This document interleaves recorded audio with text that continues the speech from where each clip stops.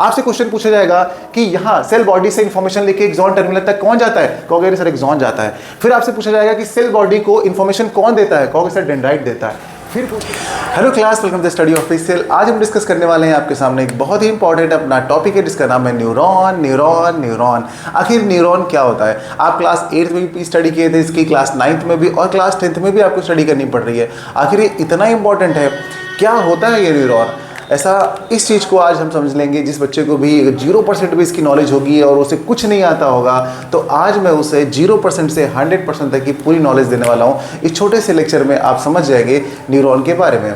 तो चलिए स्टार्ट करते हैं अपने इस लेक्चर को। देखिए, मैं आपको बताऊंगा कि ये जो टॉपिक है न्यूरॉन, ये अपने बायोलॉजी का चैप्टर है कंट्रोल एंड कोऑर्डिनेशन, वहाँ से लिया गया है। आखिर ये कंट्रोल एंड कोऑर्डिनेशन में कर क्या रहा है, आखिर ये जो अपना न्यूरॉन है कंट्रोल एंड कोऑर्डिनेशन में कर क्या रहा है।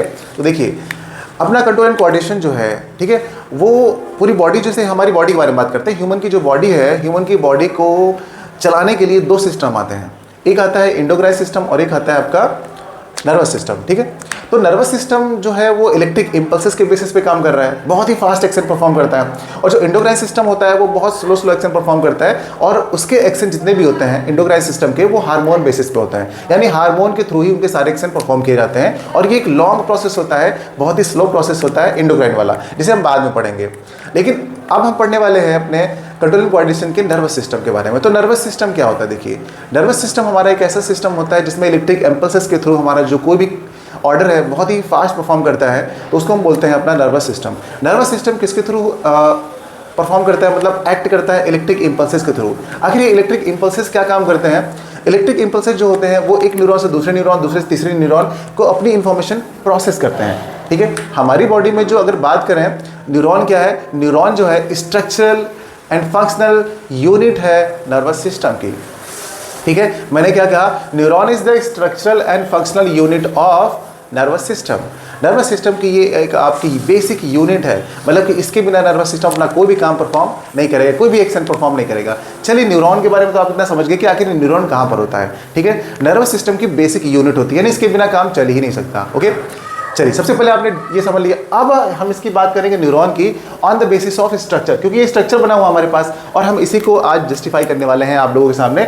न्यूरॉन को on the basis of structure 3 part में क्लासीफाई किया गया है। कितने पार्ट में, 3 पार्ट में। तो 3 पार्ट वो कौन कौन से हैं, देखिए, वो 3 पार्ट्स आपके होने वाले हैं। जैसे कि इसी के आगे स्टार्ट कर देता हूँ। यहाँ पर जैसे कि मैंने कहा, पहला पार्ट आपका क्या होने वाला है, साइटोन, ठीक है। पहला पार्ट आपका होने वाला साइटोन। दूसरा पार्ट क्या होने वाला है, दूसरा पार्ट आपका होने वाला है डेंड्राइट्स।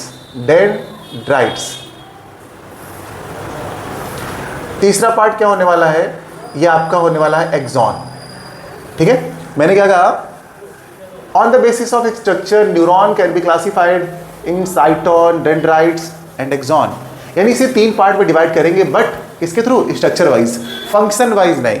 क्योंकि फंक्शन वाइज इसको अगर हम क्लासीफाई करेंगे तो वो भी 3 पार्ट में होगा, जैसे कि आपने पढ़ा होगा सेंसरी न्यूरॉन, मोटर न्यूरॉन और इंटरकनेक्टेड न्यूरॉन या फिर एसोसिएटेड न्यूरॉन, ठीक है। वो हम अभी नहीं बताने वाले, अभी हम पढ़ने वाले सिर्फ न्यूरॉन की study on the basis of structure, ठीक। तो सबसे पहले आपने कहा सर न्यूरॉन जो होता है नर्वस सिस्टम की बेसिक यूनिट होता है, समझ गए। फिर आपने कहा कि सर स्ट्रक्चर के बेसिस पे न्यूरॉन को 3 पार्ट में क्लासीफाई कर सकते हैं, साइटोन, डेंड्राइट्स और एक्सॉन, ठीक है।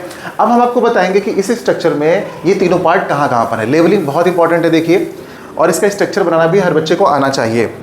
अब यहाँ पर अगर हम देखते हैं तो यहाँ पर इस वाले पार्ट को क्या है, ये जो आप देख रहे हैं ऊपर का ये वाला रीजन पूरा का पूरा, इसको हम लोग बोलते हैं, इस वाले पार्ट को बोलते हैं हम लोग साइटोन, इसे बोलेंगे साइटोन। दूसरा नाम इसका, इसको सोमा भी कहते हैं, सोमा, और इसे सेल बॉडी भी कहते हैं, सेल बॉडी, ठीक है। यानी इसे आपको ये तीनों नाम से इसको जाना जाता है। सेल बॉडी क्या होता है, सोमा क्या होता है, साइटोन क्या होता है। चलिए, एक पॉइंट आपका क्लियर हो गया, ओके। दूसरा पॉइंट क्या बताऊंगा कि दूसरा पार्ट ये जो ब्रांचें निकली हुई है ना आपकी सेल बॉडी से, जो ब्रांच निकली हुई है, ठीक है, ब्रांच लाइक स्ट्रक्चर निकले हुए हैं, इन्हें बोलते हैं हम लोग डेंड्राइट्स। इन्हें क्या बोलते हैं, डेंड्राइट्स, ओके। चलिए, ये आपके डेंड्राइट्स हो गए, ठीक है। अब आपको डेंड्राइट्स पता चल गया है, आपको साइटोन पता चल गया है, जिसे हम सेल बॉडी भी कहते हैं। अब जो ये लॉन्ग पार्ट आपको दिख रहा है, नीचे टेल वाला पार्ट दिख रहा है, यहाँ से यहाँ तक, इसको हम लोग बोलते हैं एक्सॉन। बहुत अच्छे। यानी ये तीन पार्ट तो आपको बहुत अच्छे से आने चाहिए। क्या आपको ये क्लियर हुआ? एक्सॉन ये टेल वाला पार्ट हो गया, साइटोन ये वाली पूरी बॉडी वाला, पूरी बॉडी को बोलते हैं, जो ऊपर की सेल बॉडी है पूरा होल पार्ट है, इस पूरे पार्ट को बोलते हैं, और डेंड्राइट्स जो ये ब्रांच निकली हुई है। क्लियर? कितना क्लियर? उसके बाद से नीचे आप चले आएंगे तो ये जो आपको दिख रहे हैं एंड दिख रहे हैं, एंड एक्सॉन का एंड है तो इसे एक्सॉन एंड भी कहते हैं और एक्सॉन टर्मिनल भी कहते हैं इस वाले पार्ट को। तो हम यहाँ पर बोल देंगे इसे एक्सॉन टर्मिनल या फिर एक्सॉन एंड, जो आपको ठीक लगे, टर्मिनल। ठीक है, एक्सॉन टर्मिनल, ये जो एंड हो रहे हैं इन सबको यही बोलते हैं एक्सॉन टर्मिनल। ओके, उसके बाद अगर बात करेंगे तो बीच में ये सेल बॉडी के बीच में क्या हुआ है, गोल गोल क्या दिख रहा है, इसे बोलते हैं न्यूक्लियस। ये क्या है आपका? ये आपका न्यूक्लियस है, न्यूक्लियस। ओके, न्यूक्लियस मिल गया। न्यूक्लियस के बाहर यहाँ पर आपको एक सब्सटेंस भरा हुआ दिखाई देगा, एक सब्सटेंस भरा रहेगा, एक चिपचिपा टाइप का लिक्विड भरा मिलेगा। तो इस लिक्विड का क्या नाम है? साइटोप्लाज्म। ओके, यहाँ पर एक लिक्विड मिलेगा, उस लिक्विड को बोलते हैं साइटोप्लाज्म। इसे हम यहाँ लिख देते हैं साइटोप्लाज्म। साइटोप्लाज्म कहाँ? यहाँ पर आपका फिल है इसके अंदर। और इस साइटोप्लाज्म में ये जो छोटे छोटे मैंने ब्लैक कलर के डॉट दिखा दिए हैं ना, ये क्या है? इन्हें बोलते हैं निसल्स ग्रैन्यूल। इन्हें क्या बोलते हैं? इन्हें बोलते हैं निसल्स ग्रैन्यूल। इन्हें बोलते हैं निसल्स ग्रैन्यूल। ठीक है, निसल्स ग्रैन्यूल्स बोलते हैं इन्हें। ये क्या काम करते हैं? ये हमारे सेल के अंदर यहाँ पे जो साइटोप्लाज्म है उसमें प्रेजेंट हैं और ये प्रोटीन के फॉर्मेशन में काम करते हैं, हेल्प करते हैं। ओके, अच्छा, इतनी लेवलिंग हो गई। आपको पास सबसे पहला काम है स्ट्रक्चर बनाना, सेकंड आपका काम है लेवलिंग करना, उसके बाद इन पॉइंट्स के बारे में एक एक चीज बता देना, अदरवाइज जो भी एग्जाम में पूछ जाएगा बता देना। 100% यहाँ से आपका जितना भी क्वेश्चन बनता है सब मिल जाएगा, सब कुछ मिल जाएगा। आपका एग्जाम हाफ ईयरली हो या आपका एनुअल हो, कोई फर्क नहीं पड़ता है। आप क्लास 8th में है, 9th में, 10th में, आपको इतनी स्टडी करनी है बस, उसके बाद कंप्लीट बस छोड़ देना है। जिस भी क्लास में, अगर आप क्लास 8th में है ना, तब भी आपको इतना ही नॉलेज होना चाहिए, आपको आगे दिक्कत नहीं आएगी। समझ रहे हैं? अच्छा, चलिए सबसे पहले हमने ये कर लिया। अब इसके बाद हम क्या करेंगे? अब हम यहाँ पे देखेंगे कि इसके अंदर जो ये न्यूक्लियस है हमारा, न्यूक्लियस तो हो गया आपका, ठीक है।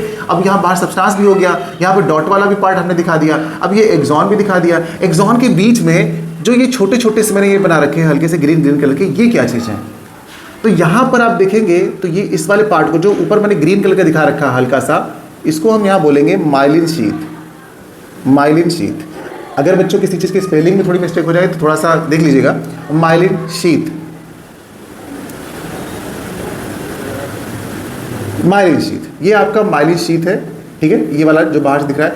और इसके अंदर अगर हम बात करें, यहाँ पर मैं बना देता हूँ ये ब्लैक कलर के डॉट डॉट करके इस तरीके से, यहाँ पर जो है आपकी प्रेजेंट होती हैं। इनको जो डॉट डॉट बना रहा हूँ मैं, इनको बोलते हैं स्वान सेल। SCHWANN, स्वान, स्वान सेल, इनको बोलते हैं स्वान सेल। और ये जो गैप दिख रहा है आपको, ये जो गैप, इस गैप को बोलते हैं नोड्स ऑफ रैनवियर। क्या बोलते हैं? Nodes of Ranvier. रणवीर नहीं, रैनवियर। ये आपका नोड्स ऑफ रैनवियर हो गया। ठीक है, ये आपका स्वान सेल हो गया जिसके अंदर प्रेजेंट है, और ये आपका माइलिन शीथ हो गया। इतनी चीज़ें क्लियर है? इतनी आपने अगर इसकी लेबलिंग कर दी तो टीचर इंप्रेस, फुल मार्क्स, लो बेटा जाओ। समझ गए? चलिए, इतनी लेबलिंग आप समझ गए होंगे। अब किसी चीज़ की जरूरत नहीं है। एनसीईआरटी में जितनी चीज़ें हैं मैं उससे आपको थोड़ा ज़्यादा ही बताऊंगा, ठीक है, लेकिन आपको समझ में आना चाहिए। कहोगे सर स्ट्रक्चर समझ में आ गया है, इसकी लेबलिंग भी समझ में आ गई है, अब आप फंक्शन बता दीजिए तो पूरी कहानी खत्म हो जाएगी इसकी, और हर एक चीज़ हम लोग समझ जाएंगे, है ना। अच्छा, चलिए हम स्टोरी स्टार्ट करते हैं इसकी। जैसे कि मान लीजिए आप बैठे हुए थे, कोई बगल में आया और आपको पिंच चुभा दिया, लो खचाक, और आपने हाथ हटा लिया, तुरंत आपको लग गई। आपको लगी तभी तो आपने हाथ हटाया। तो जैसे ही आपको पूरी बॉडी में कहीं भी चोट लगी तो तुरंत आपको एक सिग्नल आएगा आपके उसके न्यूरॉन में। ये एक स्ट्रक्चर है न्यूरॉन का, तो न्यूरॉन के पास एक सिग्नल आएगा तुरंत सेल बॉडी के पास। लेकिन कहाँ से आएगा? Through the dendrites. डेंड्राइट्स से सबसे पहले जो डेंड्राइट्स होंगे वो इन्फॉर्मेशन को लेके आएंगे और देंगे सेल को। हम डेंड्राइट से स्टोरी स्टार्ट कर रहे हैं, ठीक है। डेंड्राइट्स क्या काम करते हैं? डेंड्राइट्स हमारे ब्रेन से सिग्नल को लेकर के सेल बॉडी को देते हैं। सेल बॉडी को, किसकी सेल बॉडी को? न्यूरॉन के सेल को देते हैं।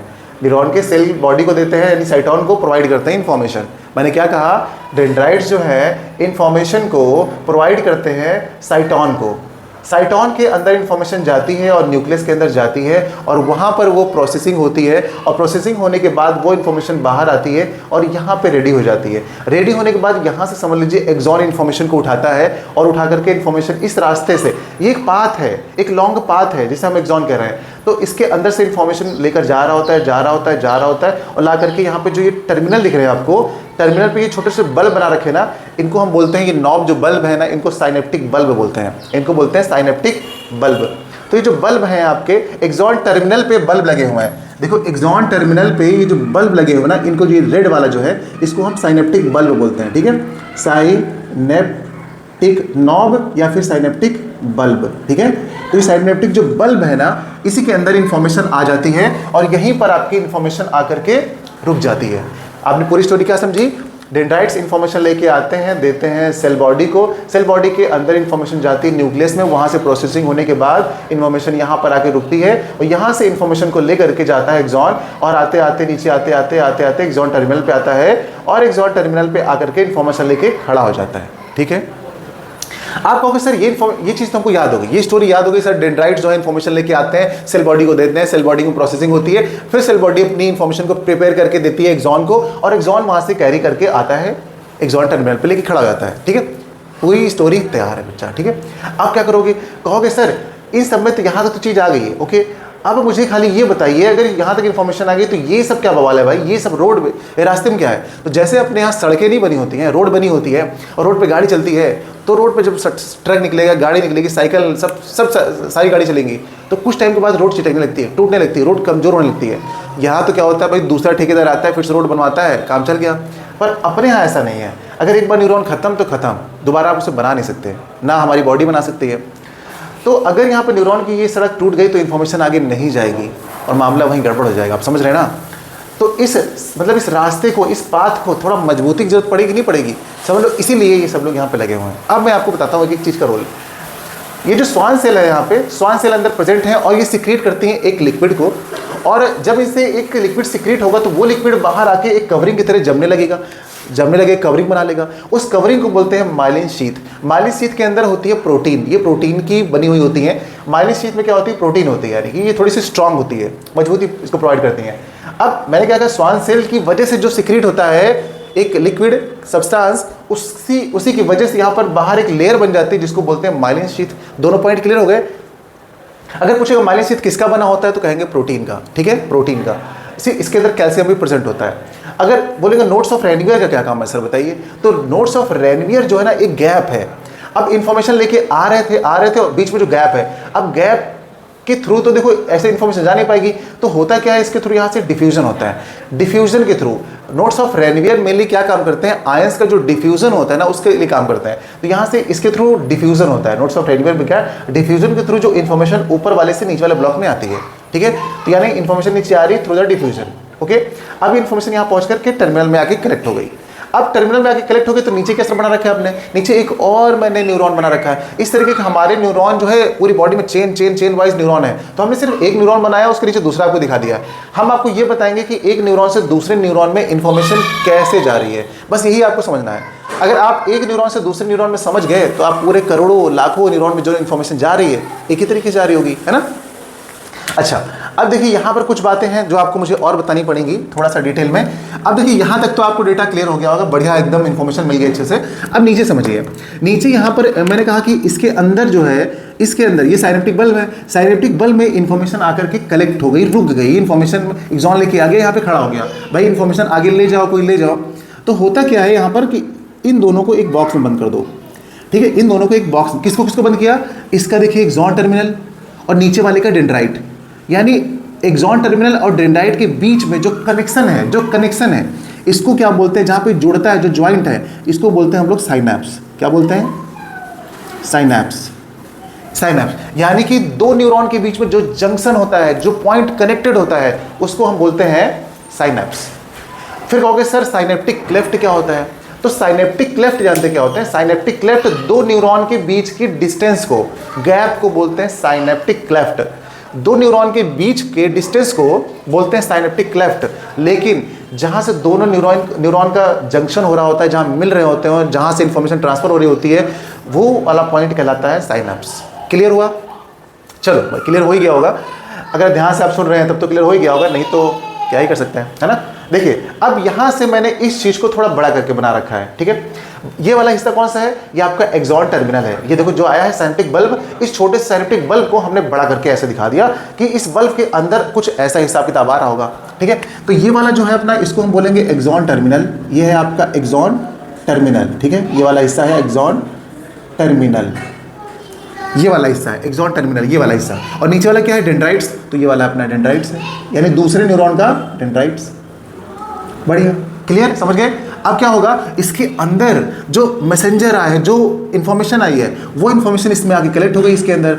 अब जब ये बाहर की तरफ निकलने लगता है यहाँ से, ये वाला हिस्सा, तो कहोगे सर ये डॉट डॉट जो रेड कलर के आपने बना रखा है ये क्या है। देखो जो कवरिंग है ना ये इसकी, इसको बोलते हैं वेसिकल, यानी वेसिकल भी बोल सकते हैं आप इसको। ये वेसिकल टाइप के है, मतलब कि कंटेनर कह सकते हो जिसके अंदर ये भरा हुआ है लिक्विड। और जो ये यहाँ से इन्फॉर्मेशन आई है, इसके अंदर जो भरा हुआ था ये यहाँ पे जब जाएगा तो खुल जाएगा। तो इसी को बोलते हैं, ये वाला जो आपको जो सारे रेड डॉट दिख रहे हैं ना, यही है आपका न्यूरो ट्रांसमीटर। न्यूरो ट्रांसमीटर कहोगे सर न्यूरो ट्रांसमीटर क्या होता है। तो न्यूरो ट्रांसमीटर एक केमिकल मैसेंजर होता है जो इन्फॉर्मेशन को इस वाले एक्सॉन टर्मिनल से दूसरे वाले एक्सॉन के डेंड्राइट्स तक डिफ्यूजन के थ्रू पहुंचाता है। मैंने क्या कहा, एक न्यूरोट्रांसमीटर एक ऐसा केमिकल मैसेंजर होता है जो इन्फॉर्मेशन को इस वाले पार्ट से इस वाले पार्ट में डिफ्यूजन के थ्रू पहुंचाता है। यहां पर हो रहा होता है बच्चा डिफ्यूजन, मैं यहां पर लिख देता हूं डिफ्यूजन, यहां पर हो रहा होता है डिफ्यूजन। ये इन्फॉर्मेशन इधर पहुंचा रहा होगा लेकिन डिफ्यूजन के थ्रू, है ना, डिफ्यूजन। तो यहां पर होता है डिफ्यूजन, मैं ऐसे लिख देता हूं डिफ्यूजन। ये डिफ्यूजन के थ्रू इंफॉर्मेशन इधर आती है, ठीक है। ये वाला पॉइंट आप ध्यान रखिए, जितने पॉइंट पर मैं जोर देके आपको कह रहा हूं ध्यान रखिएगा, आपसे वही पूछा जाएगा। यहां से इंफॉर्मेशन किसके थ्रू जाएगी, थ्रू द डिफ्यूजन। कौन सा ऐसा पार्ट है जो इंफॉर्मेशन को इस वाले पार्ट से यानी एक्सॉन टर्मिनल से दूसरे न्यूरॉन के डेंड्राइट्स तक पहुंचा रहा है, कहोगे सर न्यूरोट्रांसमीटर। ये एक केमिकल मैसेंजर होता है। आपसे क्वेश्चन पूछा जाएगा कि यहाँ सेल बॉडी से इंफॉर्मेशन लेके एक्सॉन टर्मिनल तक कौन जाता है, कहोगे सर एक्सॉन जाता है। फिर आपसे पूछा जाएगा कि सेल बॉडी को इंफॉर्मेशन कौन देता है, कहोगे सर डेंड्राइट देता है। फिर क्वेश्चन पूछा जाएगा कि डेंड्राइट्स इंफॉर्मेशन सेल बॉडी को किस फॉर्म में देते हैं, लिक्विड के फॉर्म में या इलेक्ट्रिक इंपल्स के फॉर्म में। तो आप कहोगे इंपल्स के फॉर्म में, इलेक्ट्रिक इंपल्स के फॉर्म में। ये वाले जो है, ये जब इसको इंफॉर्मेशन देते हैं तो उस समय लिक्विड के फॉर्म में नहीं होता है, उस समय वो इलेक्ट्रिक इंपल्स के फॉर्म में होता है। जब एक्सॉन यहाँ से इंफॉर्मेशन लेके जा रहा होता है तब भी वो इंपल्स के फॉर्म में होता है। लेकिन जैसे ही यहाँ पे आता है साइनेप्टिक बल्ब के अंदर इंफॉर्मेशन आ जाती है, तो इस समय यहाँ पे जो न्यूरोट्रांसमीटर होता है इसके अंदर साइनेप्टिक बल्ब के अंदर, वहाँ पर ये केमिकल मैसेंजर के फॉर्म में, यहाँ तक तो इलेक्ट्रिक इंपल्स के फॉर्म में इंफॉर्मेशन आई थी, लेकिन जो इसके अंदर ये केमिकल मैसेंजर्स हैं वही डिफ्यूजन के थ्रू इंफॉर्मेशन को एक न्यूरॉन से दूसरे न्यूरॉन तक लेके जाते हैं। समझ गए आप। तो ये रहा अपना इस न्यूरॉन का बेसिक फंक्शन कि कैसे ये काम करता है। अगर आप इतने सारे पॉइंट्स समझ गए तो आपको इससे बाहर कोई भी चीज़ पूछे नहीं जाएगी, ये मेरी गारंटी। हाँ, मैं नोट्स आपको नहीं लिखवा रहा हूँ, लेकिन मैं आपको कॉन्सेप्ट क्लियर करा रहा हूँ। फिर भी अगर आपको कोई भी डाउट लगता है कि सर आपने ये नहीं बताया, कुछ बच गया है, तो फिर आप मुझे कमेंट कीजिएगा, मैं आपकी उस प्रॉब्लम को भी रिजॉल्व करूँगा नेक्स्ट वीडियो में। लेकिन यहाँ पर मुझे लगता नहीं है कि मैंने आपको कुछ छोड़ा है। यहाँ पर जितना भी आपके NCERT के डायग्राम में दिया हुआ उससे कहीं ज़्यादा मैंने आपको बताया। ऐसी लेवलिंग आप कर देंगे तो आपको फुल मार्क्स मिलेंगे बच्चों। अगर वीडियो अच्छा लगा हो थोड़ा सपोर्ट कीजिएगा, अपने दोस्तों के साथ शेयर कीजिएगा। मिलते हैं अगली क्लास में, बाय बाय।